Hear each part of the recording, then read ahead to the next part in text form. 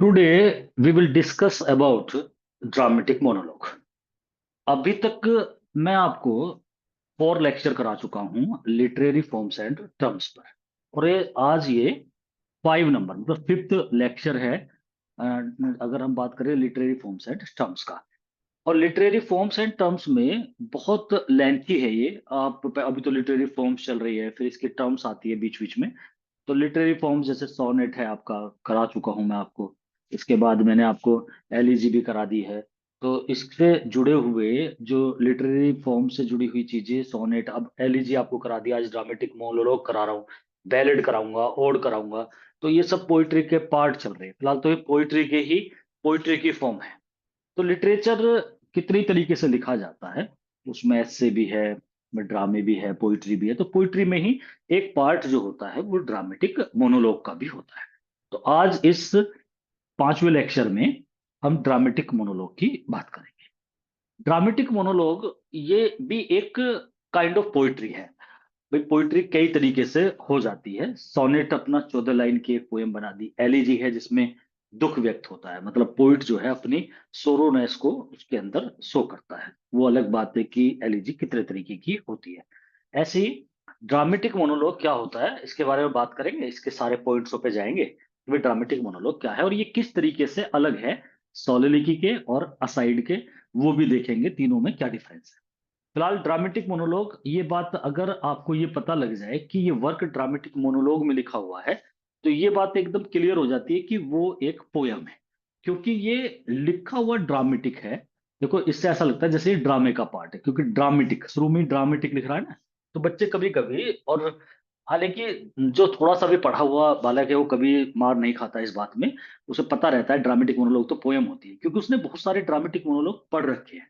तो उसे कभी दिक्कत नहीं होती। लेकिन जो नॉर्मल स्टूडेंट्स होते हैं, जो ज्यादा अंदर डीपली नहीं जाते, तो वो ऐसे क्वेश्चंस को आ जाता है ड्रामेटिक मोनोलॉग क्या है, निम्न में से किसकी फॉर्म है। तो उसमें नोवेल, ड्रामा, पोइट्री ऐसे लिखा रहता है, तो ड्रामे पे निशान लगा देते हैं इसके नाम को देख करके, ड्रामेटिक। ऐसा लगता है जैसे कोई ये ड्रामे का पार्ट है, लेकिन ये पोयम है। और ये पोयम आपने बहुत पढ़ी होंगी, नहीं तो अब आपके समझ में आ जाएगी जब मैं आज बात करूंगा। ड्रामेटिक मोनोलॉग में जब बात होती है, जब इसका नाम आता है, तो अलग अलग राइटर अलग अलग चीजों के लिए फेमस है। भाई सोनेट में विलियम शेक्सपियर का नाम एक बहुत बड़ा नाम होता है। एलिजी में मैथ्यू अर्नोल्ड का नाम बड़ा नाम होता है। हीरोइक कपलेट, उसमें आप देखो पोप का, ड्राइडन का नाम आता है। लिरिक की बात करेंगे तो पीबी शैली का नाम आता है। ऐसे ही जब ओड की बात होती है तो जॉन कीट्स का नाम आता है। और जब ड्रामेटिक मोनोलॉग की बात होती है तो एक बड़ा राइटर रॉबर्ट ब्राउनिंग, जो विक्टोरियन एज का था, एक बहुत बड़ा ऑप्टिमिस्टिक पोइट था। और उसके साथ साथ ड्रामेटिक मोनोलॉग में तो उसने बहुत ख्याति प्राप्त कर रखी थी, बहुत फेमस था फार एंड वाइड। वो जो फेमस हुआ वो अपने ड्रामेटिक मोनोलॉग को लेकर के हुआ था। तो रॉबर्ट ब्राउनिंग जो विक्टोरियन एज का बड़ा पोइट है, और इतना बड़ा ऑप्टिमिस्टिक पॉइंट भी आपने कभी नहीं देखा होगा। तो हम बात ड्रामेटिक मोनोलॉग की करेंगे। और इसमें एक बात सीधी सीधी है, हर पोएम का एक अपना तरीका होता है कि भाई सोनेट है तो 14 लाइन का हो गया, एलिजी है तो उसके अंदर दुख हो गए। तो हीरोइक कपलेट अगर डिवाइस यूज करी है तो वो 2 लाइंस की, उसमें आयम्बिक पेंटामीटर और राइम स्कीम मैच कर गई। तो ब्लैंक वर्स है तो राइम स्कीम नहीं है, आयम्बिक पेंटामीटर, हर चीज के अपना एक मतलब रूल है। कुछ स्ट्रक्चर बेस्ड हो जाते हैं और कुछ उसकी थीम के ऊपर, सब्जेक्ट मैटर के ऊपर होते हैं। ड्रामेटिक मोनोलॉग को पहचानने का सीधा सीधा तरीका है, ड्रामेटिक मोनोलॉग वो पोयम होती है जिसके अंदर एक स्पीकर होता है, एक बोलने वाला, एक करेक्टर होता है, और वो अपनी बात को बोलता है।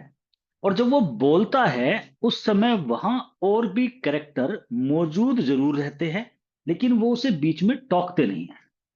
वो केवल वो बोलता रहेगा, चाहे एक लिसनर हो चाहे 100 लिसनर हो। वहां लिसनर जरूर होंगे, जैसे मैंने वो बोल रहा है, कोई स्टेज है तो वहां पर लिसनर तो होंगे, लेकिन वो उसे इंटरप्ट नहीं करेंगे। वो उसके उसे इंटरफेयर नहीं करेंगे, उसकी बात को काटेंगे नहीं, वो बोलेंगे नहीं, केवल साइलेंटली उसे सुनते रहेंगे। और ये क्वेश्चन पता नहीं कितनी बार आया है। और ये इस तरीके से आता है कि what is the definite definition of dramatic monologue. इनमें से कौन सी बात सही है, या which is the right thing about dramatic monologue. और फिर जो चार ऑप्शन होते हैं उसमें इस तरीके से आता है कि इसमें लिसनर स्पीक करता है, और जो, सॉरी, स्पीकर स्पीच देता है, और लिसनर उसकी बात को प्रेजेंट रहते हैं, उसे इंटरप्ट करते हैं। एक में आता है प्रेजेंट रहते हैं लेकिन बोलते नहीं है। एक ये भी आता है कि स्पीकर बोलता है और वहां लिसनर होते नहीं है। ऐसे भी आता है कि वहां लिसनर होते नहीं है। तो ये चीज, क्योंकि ये जब बात आती है वो सोलिलिटी में फिट होती है, तो बालक यहाँ कंफ्यूज से रहते हैं। इसे बिल्कुल पॉइंट को ध्यान से समझ लेना, दोबारा फिर बता रहा हूँ। ड्रामेटिक मोनोलॉग के अंदर एक स्पीकर होता है, मतलब एक कैरेक्टर दिखाया जाएगा आपको, कोई भी नाम हो, A to Z। वो बोलेगा, पूरी पूरी पोयम को वही बोलेगा।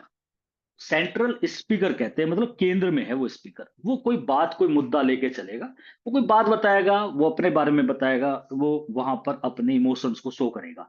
और जब वो बोलेगा तो वहां ऑडियंस, लिसनर वो मौजूद रहेंगे, लेकिन वे उसे बीच में टोकेंगे नहीं, मतलब कोई दूसरा बोलेगा नहीं, वो पूरी पोयम को खत्म कर देगा। और यही ड्रामेटिक मोनोलॉग।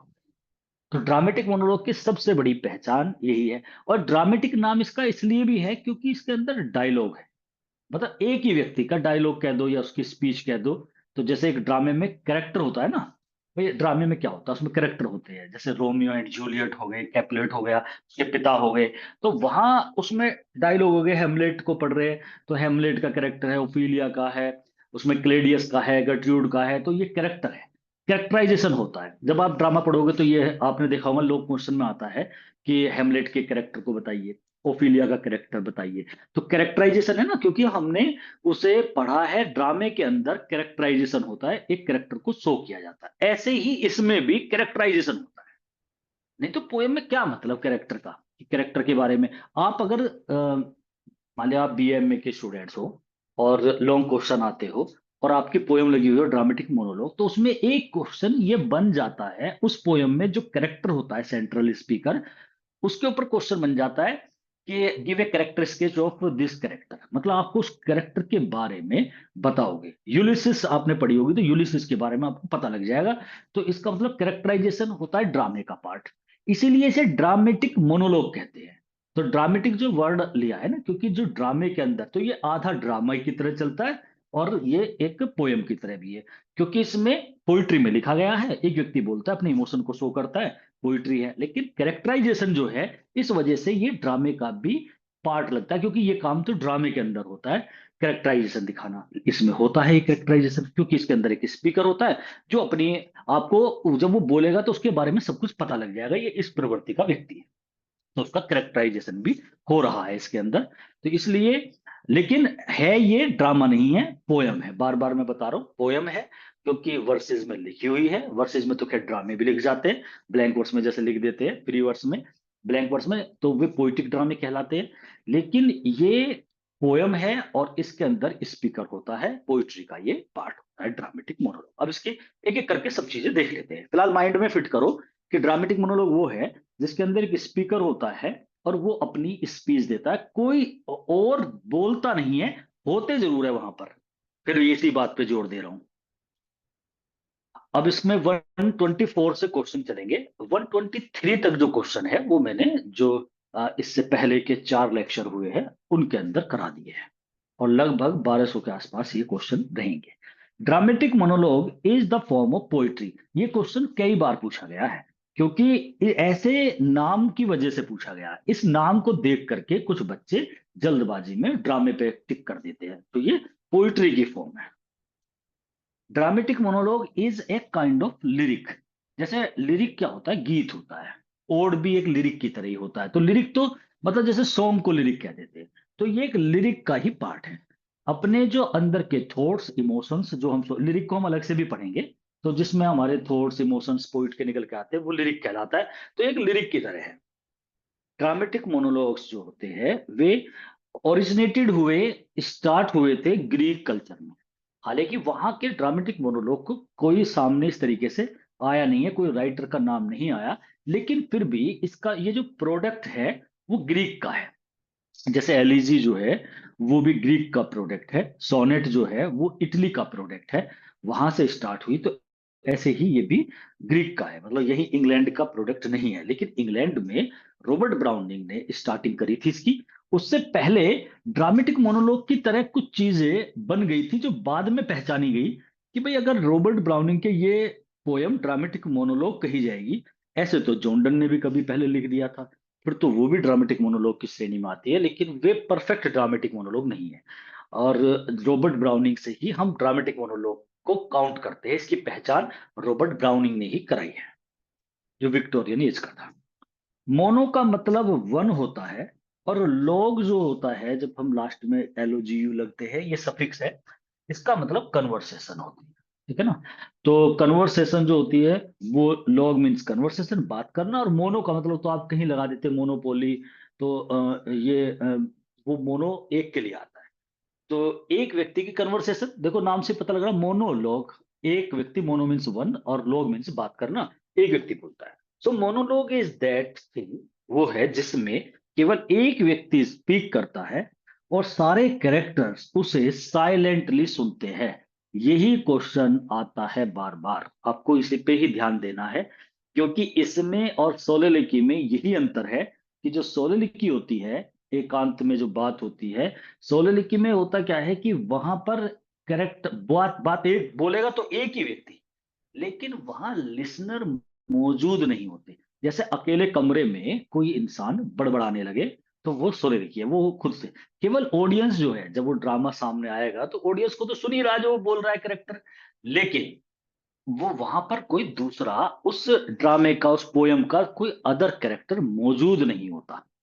और जहां मौजूद नहीं होता कोई अदर कैरेक्टर, सुनने वाला नहीं होता, लिसनर नहीं होता, वो सोलोलिकी है। और जहां लिसनर होता है लेकिन वो बोलता नहीं है, वो ड्रामेटिक मोनोलॉग है। दोनों में ये अंतर है। तो मोनो मीन्स वन हो गया, और कन्वर्सेशन हो गई, वार्तालाप। इस तरीके से only one person speaks and all characters listen to him silently. दूसरे कैरेक्टर उसे साइलेंटली सुनते हैं, कोई बीच में इंटरप्ट नहीं करता। 128 क्वेश्चन देखेंगे। Listeners are also available in dramatic monologue. बार बार मैं इसी क्वेश्चन को ला रहा हूं, क्योंकि ज्यादातर ये क्वेश्चन ही पूछा जाता है, और इस क्वेश्चन को बच्चे गलत कर देते हैं। मैं फिर कह रहा हूं आपसे, तो आपको ध्यान देना है, ड्रामेटिक मोनोलॉग में लिसनर होते हैं, बोलते नहीं है। Listeners are also available in dramatic monologue.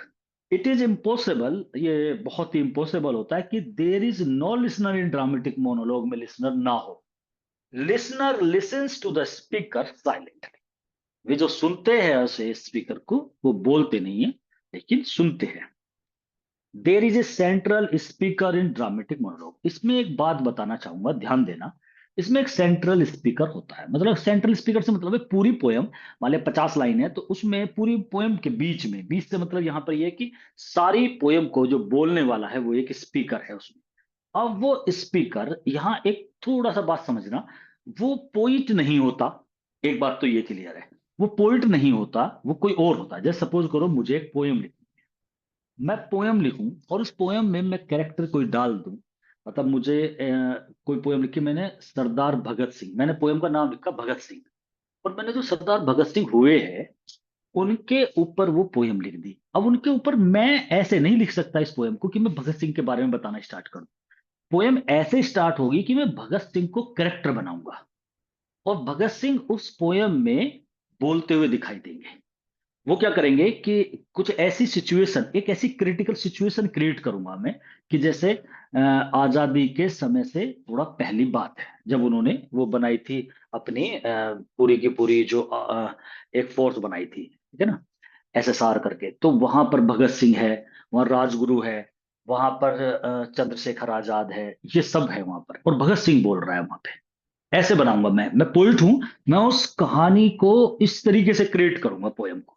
और फिर भगत सिंह बोलेंगे कि भाई हमें जो है आजादी लेनी है, तो we will not be silent, we will do something violently. ठीक है ना। We will not join the hands before English person. तो हम क्या करेंगे कि they they will not fulfil our desire, they will not leave our country. जो English person है, ये भगत सिंह बोल रहा है, और उन सबसे बोल रहा है कि भाई हमें जो है कुछ करना पड़ेगा, देश गुलाम हो चुका है, और हमारे जो अदर लीडर्स है, मान लिया पंडित जवाहरलाल नेहरू है या अदर्स जो है, जो वो क्या कर रहे हैं कि they are like servants for them, और they always request for their liberty, for the liberty of country, but we will not do so because we know very well कि this country will be free when we all together attack them। मतलब violently करना पड़ेगा, हमें हिंसा अपनानी पड़ेगी। भाई हमारा देश है, हम क्यों चुप बैठे। ये बात जो मैं बोल रहा हूं ना, ये भगत सिंह बोल रहा है, और पोयम चल रही है अभी, और मैं लिख रहा हूं इसे। तो ये, और वे सारे सुन रहे हैं यहां पर, कोई बीच में नहीं बोलेगा, वो अकेला बोल देगा। और मुझे क्योंकि भगत सिंह के कैरेक्टर को दिखाना है, एक मैंने एक सिचुएशन बना ली, एक पूरी कहानी में से कोई एक इवेंट ली, और वहां से भगत सिंह का कैरेक्टर स्टार्ट कर दिया, और भगत सिंह बोल रहा है सब ऐसे, और पोयम का नाम लिख दिया भगत सिंह, बन गई पोयम। तो इस तरीके की जो पोयम होती है वो ड्रामेटिक मोनोलॉग है। रॉबर्ट ब्राउनिंग ने यही काम करा। लेकिन ऐसा भी हुआ है, अब ये दूसरी कंडीशन समझ लेना, कि कहीं पर पोइट ने सेंट्रल कैरेक्टर अपने आप को ही बना दिया, अपनी जिंदगी का ही एक लम्हा, अपनी जिंदगी की एक इवेंट दिखा दी। कि जैसे पोइट, जैसे प्रोस्पाइस पोयम है इसकी, रॉबर्ट ब्राउनिंग की, उसमें वो प्रो मीन्स होता है आगे की तरफ, कोई स्पाइस माने देखना, लुक फॉरवर्ड, क्योंकि ये थोड़ा सा ऑप्टिमिस्टिक पोइट है ना, थोड़ा सा नहीं, बहुत बड़ा ऑप्टिमिस्टिक पोइट है। और इसने क्या करा कि प्रोस्पाइस पोयम में अपने कैरेक्टर को शो करा, और अपनी बिलव्ड के लिए उसमें बोल रहा है प्रोस्पाइस, आगे की तरफ देखना। ये कहता है कि I love my beloved wife, मैं उससे बहुत लव करता हूं, बट शी हैज डाइड, वो मर चुकी है। तो now only one way to meet her, and this way goes to death. और वो कहता है कि मैं गले मिलना चाहता हूं डेथ से। और फिर एक उसकी लाइन है, I was ever a fighter so one fight more, मैं हमेशा एक फाइटर रहा हूं, एक फाइट और, the last and the best, जो लास्ट होगी और बेस्ट होगी, तो मुझे मौत से डर नहीं लगेगा, और मैं मौत के सामने ऐसे लो। तो वहां उसने सेंट्रल स्पीकर रॉबर्ट ब्राउनिंग ने रॉबर्ट ब्राउनिंग को ही बना दिया। ऐसा भी हो सकता है, मतलब मैं ये बोलना चाह रहा हूं आपको। लेकिन उसमें भी उसके करेक्टराइजेशन करेगा, उसमें उसे खड़ा करेगा, और वो किसी को बता रहा है ये बातें, ऐसे करके मतलब पोयम को स्टार्ट करेगा। तो ये बहुत कम होता है, लेकिन करेक्टराइजेशन होता है, इसके अंदर दूसरे करेक्टर आते हैं।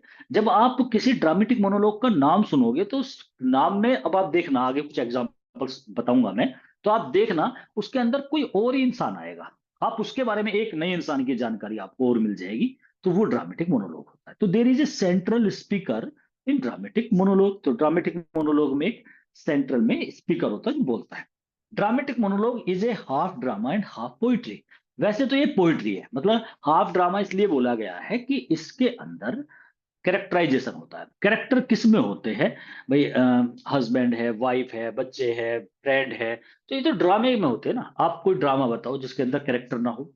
आप विलियम शेक्सपियर की चारों ट्रेजेडी देख लो, ओथेलो है, आपका हेमलेट है जो उसकी चार महान ट्रेजेडी है, किंग लियर है, मैकबेथ है। देखो आप किंग लियर की बात करेंगे तो किंग लियर का पूरा परिवार है, उसकी बेटी है, रीगन है, गॉनरेल है, कार्डिलिया है, फिर उनके दोनों के हस्बैंड है, एल्वेनी है।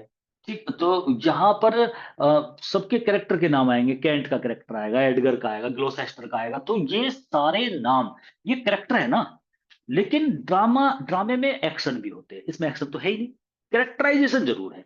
इसलिए मतलब हाफ ड्रामा बोल दिया इसे, हाफ पोइट्री। लेकिन ये वैसे बोल दिया कि ड्रामे की तरह है, लेकिन है ये पोइट्री, पूरी complete pure poetry. Next question है 131। It is the poetry because it is written in verses. ये वर्स में लिखी गई है, ये पोइट्री है, and has a strong lyric quality.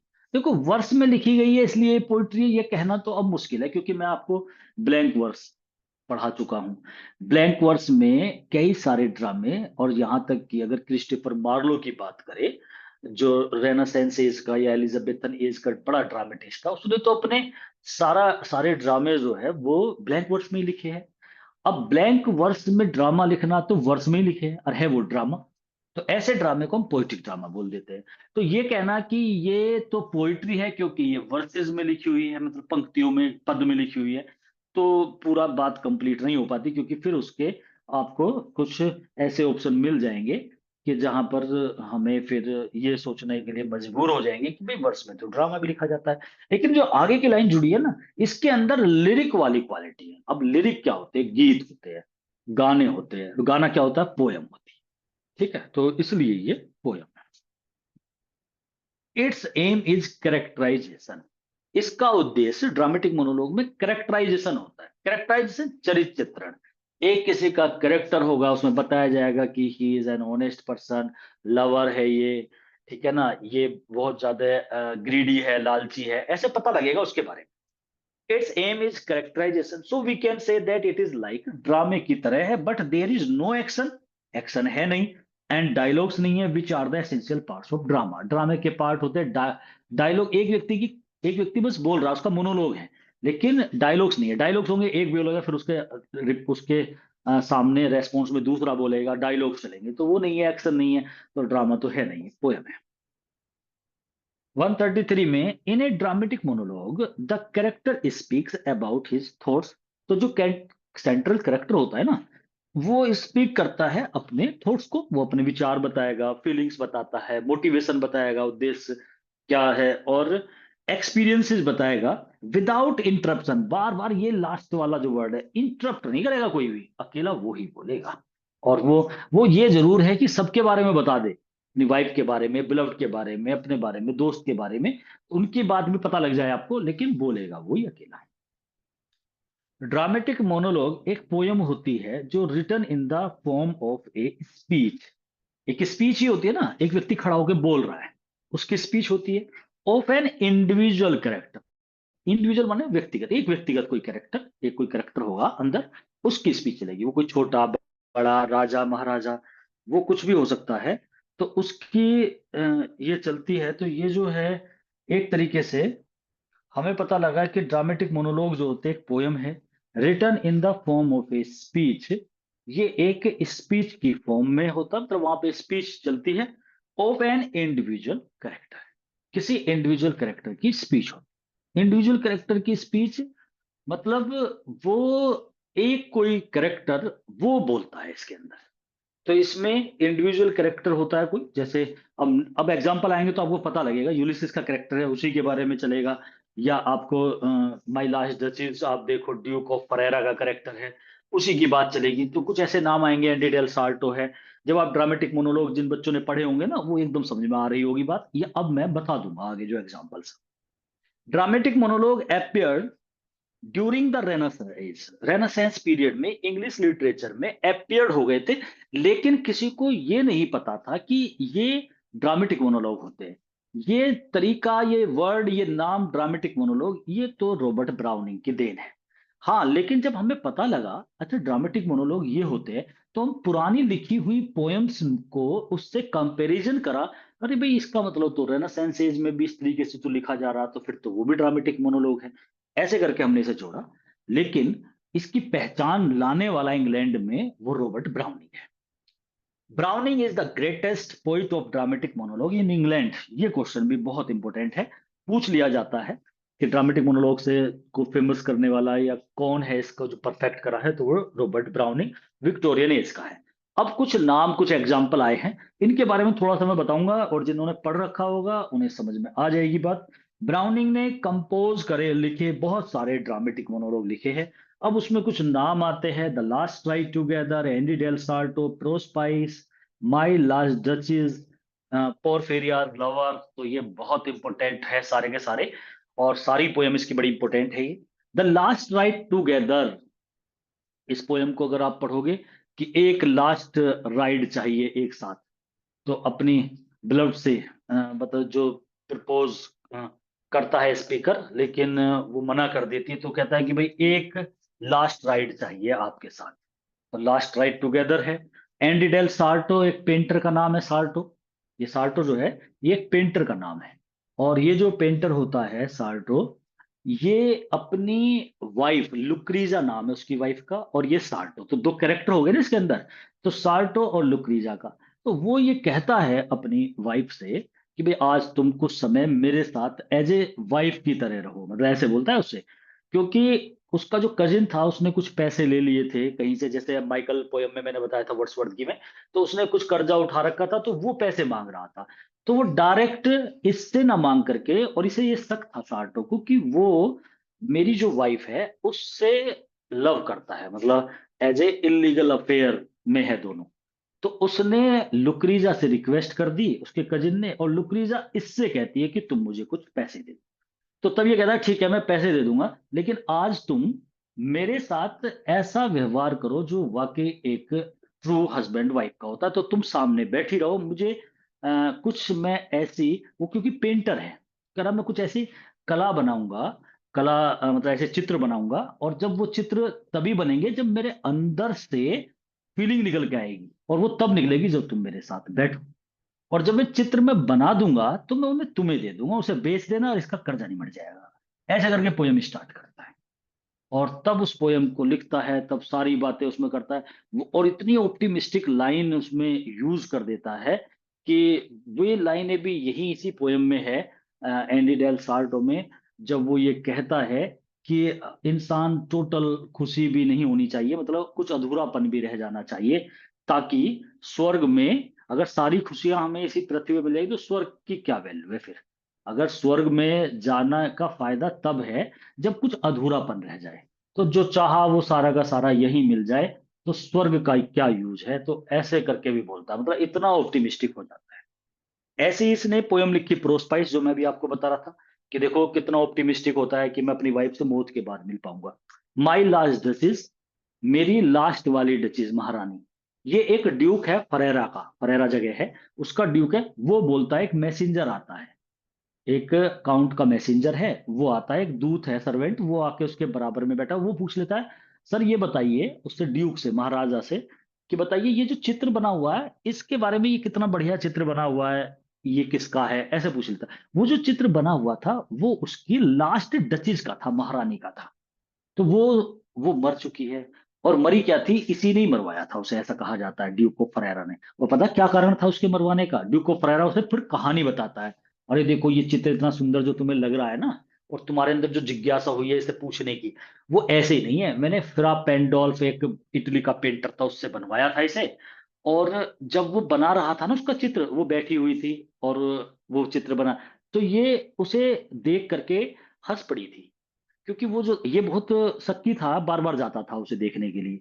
तो जब ये कहता है मतलब ये बता रहा है ड्यूक ऑफ फरेरा उस मैसेंजर को कि अरे वो जो चित्र वो बना रहा था ना, तो वो उसने कुछ इसकी तारीफ कर दी, तारीफ से ये खुश हो गई। जब ये खुश हो गई तो ये मुस्कुराने लगी, मुस्कुराई तो उसने चित्र में इसकी मुस्कुराहट ही डाल दी। तो ये ऐसे है। और ये जो मेरी वाइफ थी ना, लास्ट डचेज मेरी, उसे डचेज ऑफ फरेरा हो गई, वो फरेरा जगह हो गई ना। तो ये जो मेरी वाइफ थी, ये थोड़ी ऐसी थी, बड़े सॉफ्ट नेचर की थी। अगर मैं इसे कोई गिफ्ट दे देता था ना तो बड़ा थैंक्स करती थी और बहुत अच्छी तरह से स्माइल करती थी। लेकिन दिक्कत क्या थी कि मैं करता था तब भी, कोई दूसरा देता था उसके लिए भी सेम ही स्माइल करती थी। अगर मैं इसे अपना 900 साल पुराने नाम का कुल का कहता है हार देता था इसे, तो भी ये ऐसे ही मुस्कुराती थी। और कोई इंसान इसे फूल दे दे, कोई इसकी थोड़ी मदद कर दे, उसके लिए भी बिल्कुल बराबर ही महत्व देती थी। सब कुछ बराबर था, सबको तरफ को, मतलब मेरी तरफ को मुस्कुराती थी, बढ़िया बात है, लेकिन दुनिया की तरफ को भी देखकर कैसी मुस्कुराती थी। फिर एक दिन मैंने सारी मुस्कुराहट ही बंद कर दी, मैंने ऑर्डर कर दिया, इसे मरवा दिया, ये रीस के चित्र यहाँ पर है, ऐसे बोलता है। फिर उससे मैसेंजर से कहता है चलो अब नीचे उतर के चल रहे हैं, तो नीचे चल देते हैं फिर ये, और उतरते उतरते उसे एक दो मूर्ति दिखाता है, क्योंकि वो इसकी शादी का रिश्ता लेके आया था। तो बताता है कि भाई देखो डाउरी दहेज वैसे तो कुछ डिमांड है नहीं, लेकिन देखो ये घर में ये सामान है, ये वहां से आया है, ये मूर्ति है, ये इतनी कीमती है, तो ऐसे करके मतलब उससे लालच भी दिखा रहा है। तो कुल मिलाकर के वो एक उसके पूरे करेक्टर निकल के आया ड्यूक ऑफ फरेरा का। तो वो भी ड्रामेटिक मोनोलॉग है। तो ऐसे बनाता है। पोरफायरियाज लवर, पोरफायरिया का जो लवर है, ये लेडी का नाम है, उसका लवर, ये भी इसने ड्रामेटिक मोनोलॉग लिखा, और ये तो कुछ हटके ही लिख दिया। पोरफायरिया जो है वो मिलने के लिए आती है अपने लवर से, उसके लवर का नाम नहीं बोला, उसे प्रोफारिया का लवर बोला गया है। प्रोफारिया का जो लवर है वो उसकी बिलव्ड है, वो उससे बहुत लव करता है। अब देखो कितना लव करता है, वो इससे इतना लव करता है कि जब उससे बात करने के लिए आती है तो तूफान सा चल रहा है वहां पे, और वो खिड़की विड़की जैसे बंद करती है तो जो तूफान है तो उसके जो हेयर है, बाल वो बिखरे रहते हैं। तो वो अपने लवर को एक तरीके से अपने शोल्डर पे उसका सर रख लेती है, उसे आराम देने के लिए। और मतलब वो सिचुएशन है। और जब उसके वो बाल बाल मैं बार बार क्यों बोल रहा हूँ कि बाल बिखरे रहते हैं, तो ये जो उसका लवर है, उसके माइंड में आता है ये देखो मुझे कितना लव करती है, कितनी प्योर है, कितनी अच्छी है। She loves only for me, her love is only for me, मेरे लिए उसका लव है, ये किसी और से लव नहीं करती, कितनी अच्छी है, बढ़िया है, ऐसे सोचता है। तो कहता है कि ये अगर कुछ दिन बाद कभी ये पथभ्रष्ट ना हो जाए, कभी ये गलत ना हो जाए, आज तो मुझसे इतना लव करती है, इतनी अच्छी है, मेरे लिए है, ये है, तो क्यों ना मैं इस लव को बिल्कुल पक्का मोहर मार दूं कि इसका लव हमेशा के लिए अमर कर दूं, अच्छा कर दूं। वो उन बालों को 3 बार उसके गले में ऐसे डाल के फंदा बना के उसकी गला घोट के मार देता है वहीं पर, और मार के फिर वहीं बैठ जाता है। और वो इसका सर उसके कंधे पे था ना, अब उसके सर को, मरे हुए के बॉडी को अपने कंधे पे रख लेता है कि अरे ये परेशान हो रही थी, लो अब मैं पूरी रात मैं रखूंगा इसके इसे कंधे पे। और ऐसे रख के पूरी रात उसके साथ वहीं पर बैठा रहता है। और फिर कहता देखो गोड को भी अच्छा लगा, क्योंकि गोड ने भी कुछ दिक्कत नहीं करी है कैसी भी, अपने उस वर्क को जो उसने उसकी हत्या करी उसे वो सही ठहराता है। अब देखो ये बिल्कुल प्योर रही जब तक रही, और अब ये मर चुकी है, और हमारा इसका लव बिल्कुल प्योर रहा। अगर यहाँ और दिन तक रह जाते तो हो सकता था, समाज को देख के बोलता है कि वो भ्रष्ट ना हो जाता लव, तो मैंने भ्रष्ट नहीं होने दिया, मैंने कितना बेहतरीन काम करा है, ऐसे कहता है। फिर वो, ये इसकी पोस्ट पर याद लगा रहे, तो ये ऐसा राइटर है, अब आप समझो आप इसे। और एक ही व्यक्ति बोलता है, वो ही बोल रहा है पोर्फोरियाज का लवर। यहाँ पर पोइट ने अलग अलग नाम इस तरीके से दे करके मतलब ये करता है। टेनिसन ने भी एक बड़ा फेमस ड्रामेटिक मोनोलॉग लिखा है, और ये ज्यादातर सब बच्चों ने पढ़ा होगा, यूलिसिस। रॉबर्ट ब्राउनिंग को तो मैं पढ़ा नहीं पाऊंगा, कारण क्या है, रॉबर्ट ब्राउनिंग ना टीजीटी में है ना पीजीटी में है। लेकिन टेनिसन पीजीटी में है, तो इसकी तो वीडियो हम बनाएंगे। और टेनिसन ने यूलिसिस लिखा, और यूलिसिस तो इसकी बहुत इंपॉर्टेंट पोएम है, पूरी पढ़ानी पड़ेगी। उसके अंदर तो बहुत अच्छी अच्छी लाइनें हैं, जिसमें वो कहता है, I want to follow knowledge like sinking star, life piled on life, जिंदगी जिंदगी के ऊपर अगर जिंदगी और उसके ऊपर भी जिंदगी मिले ना, वो सारे लिटिल है, इट इज लिटिल, वो कम है ज्ञान प्राप्त करने के लिए। यूलिसिस वो कैरेक्टर है, वो ट्रॉय का युद्ध मैंने आपको बताया था, विलियम वर्ड्सवर्थ की, जब हम पोयम पढ़ रहे थे लाउडेमिया, और जब वो पोयम मैंने कराई थी लाउडेमिया, उसका उसकी वीडियो में बना चुका हूं। उस समय मैंने वो सारे ट्रोजन वॉर के हीरो के बारे में बताया था, वो यूलिसिस का ज्यादा मैंने जिक्र इसलिए नहीं करा था क्योंकि उस पोयम में कहीं जिक्र नहीं था, लेकिन उस ट्रोजन वॉर में इथाका से यूलिसिस भी गया था। तो यूलिसिस जो है वो इसमें टेनिसन ने वहां से एक करेक्टर उठाया, और एक, जब वो बूढ़ा हो गया, ट्रॉय के युद्ध को जीत के आ गया, उसके बाद की कहानी बताता है। तो वो अपने सारे मैरिनर्स, मल्लाह जिनके साथ वो ट्रोजन वार पे गया था, जो 10 साल युद्ध चला था, तो उसके, उन्हें बुलाता है, कहता है कि अरे हार, अब बूढ़े हो गए तो हार मान के बैठ गए, अभी तो हमें जिंदगी में बहुत कुछ करना है। अरे हम वो है, भूल गए हम कैसे ट्रॉय के युद्ध में गए थे और ट्रॉय को कैसे तहस नहस करके आए थे, तो वो है हम। और बूढ़े जरूर हुए हैं लेकिन अभी इरादे बड़े मजबूत हैं। तो जब यूलिसिस बोलता है, तो वो कहता है कि मैं जो उसमें कहता है, जिंदगी और जिंदगी के ऊपर जिंदगी भी अगर मुझे मिले तो कम है। तो I want to just get the knowledge like sinking star, कहता है जैसे टूटता हुआ तारा होता है ना, जब वो मरता है तो पूरे ब्रह्मांड का चक्कर लगाता है। आपने देखा होगा तारा टूट रहा है तो वो जा रहा है ऐसे। तो कह रहा है कि जाते जाते भी एक विजिट, भ्रमण करना चाहता हूं मैं, और चलो अब लेट मत करो, और चलना चाहिए, और कुछ नया प्राप्त करेंगे और वहां जाएंगे। तो वो इस तरीके से बात करता है, मतलब बहुत ज्यादा करेजियस, बहुत एक्साइटेड है, और हार नहीं मानना मतलब। तो लास्ट तक भी, to seek to find and never to yield, हम चलते रहेंगे, खोजते रहेंगे, पाते रहेंगे, लेकिन कभी घुटने नहीं टेकेंगे, लास्ट में ऐसे बोलता है। तो यूलिसिस का कैरेक्टर दिखाया कि किस तरीके से वो व्यक्ति बूढ़ा होने के बावजूद भी उसके अंदर फीलिंग्स है कुछ कर गुजरने की। तो वो उसमें इस तरीके से उसके कैरेक्टर को दिखाता है रॉबर्ट ब्राउनिंग, सॉरी टेनेसन। तो एल्फ्रेड टेनेसन जो विक्टोरियन एज का रिप्रेजेंटेटिव पोइट हुआ है, उसकी भी खासियत है, वो रिप्रेजेंटेटिव पोइट है। उसने, टेनेसन, एक बहुत बेहतरीन पोयम लिखी, और ये ड्रामेटिक मोनोलॉग है, इसमें यूलिसिस के कैरेक्टर के बारे में हमें पता लगता है। टीएस इलियट का the love song of J Alfred Prufrock भी एक एग्जांपल है ड्रामेटिक मोनोलॉग का। टीएस इलियट भी हमारे पीजीटी में लगा हुआ है, इसकी ये पोयम भी हमें जरूर पढ़नी पड़ेगी। ये पोयम अंदर से जरूर टफ है जब उसे लाइन टू लाइन थोड़ा सा पढ़ते हैं, लेकिन वैसे इजी स्टोरी है इसकी। क्योंकि टफ इसलिए लगती है कि टीएस इलियट है, मॉडर्न पोइट है, सारी दुनिया पे कमेंट करता है और अपनी लैंग्वेज को बहुत ऊंची बनाता है। यही वो पोइट है जिसने वर्ड्सवर्थ पे भी कमेंट पास करा था कि क्या वर्ड्सवर्थ कह रहा है कि पोइट्री में कोई रूल्स एंड रेगुलेशन नहीं होना चाहिए, डिफरेंस होना चाहिए, प्रोज एंड पोइट्री में कोई डिफरेंस नहीं होना चाहिए उसकी लैंग्वेज में। तो ये उसकी सारी जो उसके डिक्शन के जो उसने तरीके बताए थे वर्ड्सवर्थ ने प्रीफेस टू लिरिकल बैलेड में, सब पे कटाक्ष करता है ये टीएस इलियट है। ये तो इसे तो चाहिए नियम कायदे कानून, ये बिल्कुल उससे चलता है, रूल्स एंड रेगुलेशन से। इसकी पोयम में ऐसे ऐसे वर्ड मिलते हैं जो इजी कॉमन विट पर्सन जो है ना व्यक्ति समझ नहीं पाते, रीडर्स को कॉमन रीडर नहीं समझ पाएंगे। बहुत ज्यादा हाई क्वालिफाइड व्यक्ति ही इसकी पोयम को समझ आए। द वेस्ट लैंड जो इसने पोयम लिखी है, अपनी लेंथी पोयम है उसकी, तो उसे देखो आप, उसमें भी इसने इस तरीके से अगर उसे लाइन टू लाइन पढ़ने लगे ना तो दिक्कत हो जाएगी। सिंबॉलिक पोइट वैसे है, सिंबल यूज कर देता है बीच बीच में।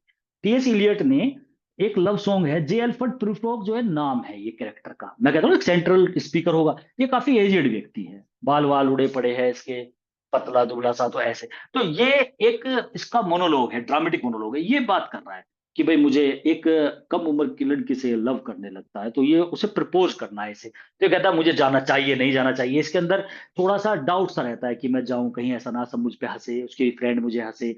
ऐसे करके ये पोयम है कि मुझे चलना चाहिए नहीं चलना चाहिए। तो वो पोयम है, डाउट में रहता है। ये तो इसकी तुलना फिर हेमलेट से करिए कि हेमलेट को भी ऐसी डाउट रहता था, टू बी और नॉट टू बी, कि मुझे मर जाना चाहिए नहीं मरना चाहिए। तो बिल्कुल उसी तरीके से इस पोयम को दिखाते हैं। जो ड्रामेटिक मोनोलॉग है, जे अल्फ्रेड प्रूफॉक इसमें सेंट्रल स्पीकर है, टीएस इलियट ने मॉडर्न एज में लिखा है। There is a speech of poetic character not poet in dramatic monologue. Dramatic monologue में पोइट की स्पीच नहीं होती, वो एक कैरेक्टर को लेगा, कोई सिचुएशन बनाएगा, उस सिचुएशन पे उसे खड़ा करेगा और फिर वहीं पे उसी जगह बात चलेगी। जैसे यूलिसिस का कैरेक्टर दिखा दिया उसने कि वहां पे है और वो बूढ़ा हो चुका है और उसने अपने मैरिनर्स बुला लिए, उन सबसे बात कर रहा है। तो ऐसे ही होगा कि यहाँ पर पोइट नहीं होता, पोइट किसी कैरेक्टर को शो करता है उसके अंदर। We find a specific situation at a critical moment in dramatic monologue। हम एक स्पेसिफिक सिचुएशन होती है, कोई भी सिचुएशन पोइट बना लेता है, क्रिटिकल कोई मोमेंट ऐसा दिखाएगा बीच में कहीं, जैसे मैंने अभी आपको स्टार्टिंग में बताया ना भगत सिंह के ऊपर मैं एक पोएम बनाई थी मैंने अभी थोड़ी देर पहले, ऐसे ही कोई सिचुएशन उठा करके बना देगा in dramatic monologue. A plot and a rough story are found in dramatic monologue में एक कहानी होती है, कहानी देखी होगी ना आपने, मैं अभी आपको बता ही रहा था, सब में मुझे स्टोरी बतानी पड़ी, आप खुद लगाओ कि भाई ऐसे ऐसे पोरफारिया का लवर जो है तो वो एक तूफान सा आ रहा है तो वो उससे मिलती है, वो वहां बैठे हुए हैं। ये मैंने एंडी डेल सार्टो में बताया कि वो उसके जो कजिन है उसने पैसे ले लिए, लुकरीजा का जो भाई कजिन है, और पैसे उसने काफी कर्जा ले लिया है, उसे चुकाने के लिए एंडी डेल सार्टो कहता है ठीक है मैं इस काम कर दूं। तो एक सिचुएशन बनी ना, एक कहानी बनी, प्लॉट कथानक ही तो होता है, एक रफ सी स्टोरी होती है।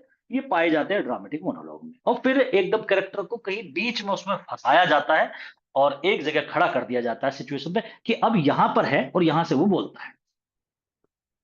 The speaker is not interrupted by other characters in dramatic. कितनी बार ये क्वेश्चन मैं लाऊं, बार बार मैं शुरू में भी ला रहा हूं इसे, बाद में भी ला रहा हूं, क्योंकि मुझे पता है इस पूरे इसमें यही क्वेश्चन फिट होता है। बार बार आपसे यही पूछा जाएगा और ऑप्शन में रखा जाएगा कि इस जो लिसनर है वो नहीं है वहां पर, या तो ये आएगा, तो वो ड्रामेटिक मोनोलॉग नहीं होता। या लिसनर सुन रहे हैं उसे और फिर बोल भी रहे हैं, तो भी ड्रामेटिक मोनोलॉग नहीं है। तो दोनों बातों को ध्यान रखना है। 144 क्वेश्चन में देखो, when poet uses I and we in the dramatic monologue, these pronouns are related to central speaker, not the poet। अब ये भी बढ़िया बात है, पर जब उसने यूलिसिस को वहां खड़ा कर दिया और यूलिसिस उस पोएम में कह रहा I am the part wherever I went in my past time, मैं वो हिस्सा हूं जहां मैं गया हूं, वो ये बोल रहा है Ulysses. I am the part where I went in my life, मैं ट्रॉय के युद्ध में गया था। और फिर कहता वी हम, we fight in that Trojan war, तो वो कहता हम फाइट करी थी हमने, क्योंकि उसके साथी है ना वहां पे। तो जो ये आई और वी आ रहा है, पोइट लिख रहा है पोएम को, तो ये पोइट के लिए नहीं है, ये बताया जा रहा है इसमें, ये उस कैरेक्टर के लिए है, उस कैरेक्टर के लिए है ना। ड्यूक ऑफ फरेरा जब बोलता है कि मैं खुश होता था, when she smiled I also became happy, but she smiled for everyone, वो सभी के लिए मुस्कुराती थी। तो I did not like that point of my last purchase, मुझे तो ये चीज पसंद नहीं आई। आई गेव ऑर्डर, मैंने ऑर्डर दे दिया उसे मरवाने का। तो आई जो आ रहा है वर्ड, वो रॉबर्ट ब्राउनिंग के लिए नहीं आ रहा है, वो ड्यूक ऑफ फरेरा के लिए आ रहा है। यूलिसिस में अगर आई वर्ड आया है, जो प्रोनाउन आई और वी मतलब फर्स्ट पर्सन यूज हो रहे हैं, वो टेनिसन के लिए नहीं करा उसने, यूलिसिस के लिए करा है। तो ये सीधी कॉमन सी चीज है, आप इजीली समझ गए होंगे। तो आई और वी जो वर्ड यूज होते हैं वो पोइट के लिए। अब पोइट पोएम लिख रहा है, आप सोचो पोइट ने लिख रहा है, मैं ऐसा पोइट नहीं है। अगर पोइट ने अपने आप को स्पीकर बना रखा हो तो बात अलग है, प्रोज स्पाइस की तरह।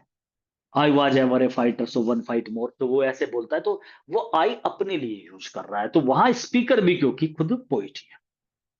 सम features of dramatic monologues are found in the poem of John Donne and Chaucer. Chaucer और जोंडन की पोयम को जब देखा गया, अभी तक तो जब उन्होंने लिखी थी तब तो ड्रामेटिक मोनोलॉग का नाम चल ही नहीं रहा था कहीं भी। लेकिन ड्रामेटिक मोनोलॉग देखो पुराने टाइम पे कहीं नाम ही नहीं आएगा। जब रॉबर्ट ब्राउनिंग ने एक नई फॉर्म बनाई पोएट्री की कि ये ड्रामेटिक मोनोलॉग है, तो अब पता लगा अच्छा ये ड्रामेटिक मोनोलॉग है। फिर हमें जोंडन की पोयम याद आई। उसमें जोंडन जो था वो सेंट्रल स्पीकर खुद ही हो जाया करता था, और वो बोलता था और वहां कोई इंटरप्ट नहीं करता था। उसने पोयम द सनराइजिंग लिखी। उसने जॉन्डन ने ए वैलेडिक्शन फॉरबिडिंग मर्निंग लिखी, कि हमें विदा होते समय रोना नहीं चाहिए, जो रोते हुए तो कॉमन लवर्स होते हैं, ठीक है ना।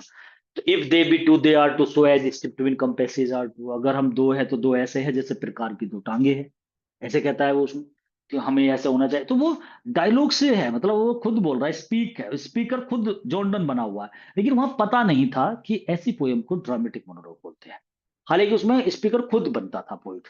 तो ये आ रहा है कि चौसर की पोयम में भी और जॉन्डन की पोयम में, जैसे ड्रामेटिक मोनोलॉग जब पता लगा कि ये है, तो लगा कि भाई ये तो ड्रामेटिक मोनोलॉग पहले भी होते, जैसे कोई एक नई प्रकार की पोइट्री आज बन जाए, फिर हम उस पोइट्री की तुलना विलियम शेक्सपियर की किसी पोयम से करने लगे, भाई ऐसी तो तब भी लिख गई थी, तो हम कहने लगे भाई ये तो उसने भी लिखे है, ये ऐसे बनाया जा रही है ये वाली बातें। 146 में है, death closes all but something ere the end. ये लास्ट क्वेश्चन है इसका ड्रामेटिक मोनोलॉग का, और इसमें मैंने एक एग्जांपल लिख दिया, मतलब लाइनें लिख दी है, और ये यूलिसिस पोएम की है, टेनिस। इससे आपको थोड़ा सा एहसास होगा कैसी लैंग्वेज चलती है। उसमें बोला जा रहा है डेथ क्लोजेज ऑल, यूलिसिस कह रहा है अपने साथियों से, उन साथियों से जो कभी ट्रोजन वॉर में उसके साथ गए थे। वो स्पार्टा की महारानी हेलन के लिए जो लड़ाई लड़ी गई थी, और ग्रीक से सभी गए थे, और वहां अलग अलग राज्यों से व्यक्ति गए थे। और हेलन का जो हस्बैंड था मेनेलस, वो मेन उसका नेतृत्व कर रहा था, जो लीड कर रहा था वो ही था। इसमें एक्लिस भी था, यूलिसिस भी था, ठीक है ना। सभी योद्धा इसमें गए थे, और दूसरी तरफ से हेक्टर और पेरिस जो थे वो लड़ रहे थे, दोनों भाई थे। तो पेरिस लेके भागा था हेलन को, मर्जी से उसकी। तो हेलन तो सबसे सुंदर लेडी मानी जाती है, और उसी में उस युद्ध में यूलिसिस गया था। अब यूलिसिस बूढ़ा हो चुका है। वो कहता है कि इट, शुरुआत करता है इस पोएम की, it little profits to become an idle king. एक आइडल किंग, एक सुस्त राजा बनने से कोई फायदा नहीं है, कि मैं इसे थाका पे एक राजा बन के रहूं, क्योंकि उसने लड़ाई लड़ी। वो राजा बन के बस वहां पे एक सुस्त वाली जिंदगी नहीं गुजारना चाहता। कहता है कि मैं जिंदगी भी अगर कितनी सारी भी मिल जाए ना तो भी कम है, ज्ञान प्राप्त करने के लिए, विजिट करने के लिए। ये बात तो है, हम अपने क्षेत्र में ही तो है। अगर हमें ये सोचने लगे भाई पूरा संसार है, हमें देखना तो चाहिए कम से कम धरती पाए है। फिर तो आप भारत ही देख लो, पहले इंडिया, फिर इंडिया के बाद आप कंट्री अलग अलग चले जाओ, दो चार कंट्री में जाके उम्र खत्म हो जाएगी आपकी। या तो बस आप पैसे है तो आप फ्लाइट से जाओ आ जाओ, जाओ आ जाओ, लेकिन अगर भ्रमण करोगे, विजिटिंग, तो देखो कितना समय लगेगा। तो यूलिसिस के अंदर था, जब तो ऐसे तो कुछ है ही नहीं, फ्लाइट फ्लाइट जब तो ये बस नाव करिए अपनी, सिप लिए और चल दिए, पानी पानी दिखाई देता था दूर दूर तक जाना। तो वो ऐसे एडवेंचर्स के लिए मतलब कहना चाह रहा है कि भाई चलना चाहिए। तो यहां पर ये बोल रहा है यूलिसिस अपने दोस्तों से, डेथ क्लोजेस ऑल, मौत हर चीज को क्लोज कर देगी, मतलब खत्म कर देगी। अरे जो मौत है ना, वो बिल्कुल सब चीज खत्म कर देगी, जो भी है हमारे पास सब खत्म हो जाएंगे। बट समथिंग एर एट द एंड, लेकिन एंड से थोड़ा सा पहले।